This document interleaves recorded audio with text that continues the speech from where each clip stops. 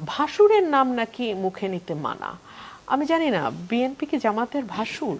মানে বা হিজরা হিজরা হিজরা রুমিন ফারহানা বয়স হয়ে আছে 40-50, এখনো বিয়া করো না। কোন বেটার কোন নেতার কাঠ খাফাও আর এরকম বক্তব্য যে দিচ্ছ, জামাতের নেতা কর্মীদেরকে নিয়ে অবমাননামূলক কথাবার্তা বলছো। জামাতের নেতা কর্মী কি আপনারা দেখেন না? ভিডিওটাকে সর্বদা শেয়ার দিবেন না? প্রতিবাদের আওয়াজ তুলবেন না? শুনতে পারছেন তো ভিডিওর শুরুতে একটি স্কিপ যে জামাতের বিএনপি নাকি বাসন লাগে। কতটুকু অপমান করা হচ্ছে জামাতের নেতা কর্মীদেরকে। জামাত এমন একটি দল, যেই দলগুলো তোমাদের মতো চান্দা করতে পারে না, যেই দলগুলো মানুষের কাছে চান্দা নেয়ও না, বরং চান্দা উঠায়ও না, তাদের কোনো ইতিহাস এমন খুঁজে পাবেন না। আর বিএনপির কিন্তু হাজার হাজার নেতা কর্মীরা রয়েছেন যারা চান্দার সাথে সম্পর্কিত, চান্দার জন্য মানুষের উপর জুলুম অত্যাচার করে আসছেন। তাহলে চলুন ওনার কাছ থেকে ছোট্ট একটা স্ক্রিপ্ট তুলে ধরি যে জামাতের নেতা কর্মীদেরকে নিয়ে কিভাবে অপমানজনক কথাবার্তা বলে। শুনুন। ভাসুরের নাম নাকি মুখে নিতে মানা। আমি জানি না বিএনপি কি জামাতের ভাসুর?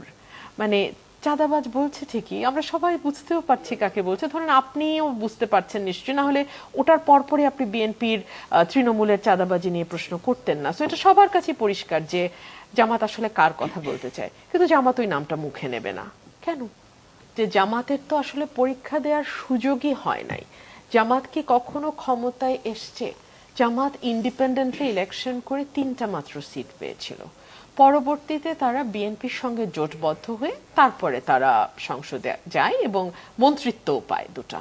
সো তাদের তো আসলে পরীক্ষা দেওয়ার সুযোগই হয় নাই। তারা যদি জীবনে কোনোদিন সরকার গঠন করে তখন আমরা বুঝতে পারবো যে জামাত যেই প্রশ্নগুলো আপনি করছেন সেই পরীক্ষায় উত্তীর্ণ হতে পেরেছে কিনা। 1, 2 হচ্ছে ভাসুরের নাম নাকি মুখে নিতে মানা। আমি জানি না বিএনপি কি জামাতের ভাসুর? মানে চাঁদাবাজ বলছে ঠিকই, আমরা সবাই বুঝতেও পারছি কাকে বলছে, ধরেন আপনিও বুঝতে পারছেন নিশ্চয়ই, না হলে ওটার পরপরই আপনি বিএনপির বন্ধুরা ভিডিওটা শুনছেন যে জামাতের নেতা কর্মীদের নিয়ে এই হিজড়া নেত্রী কিভাবে কটূক্তিমূলক মন্তব্য করেছেন।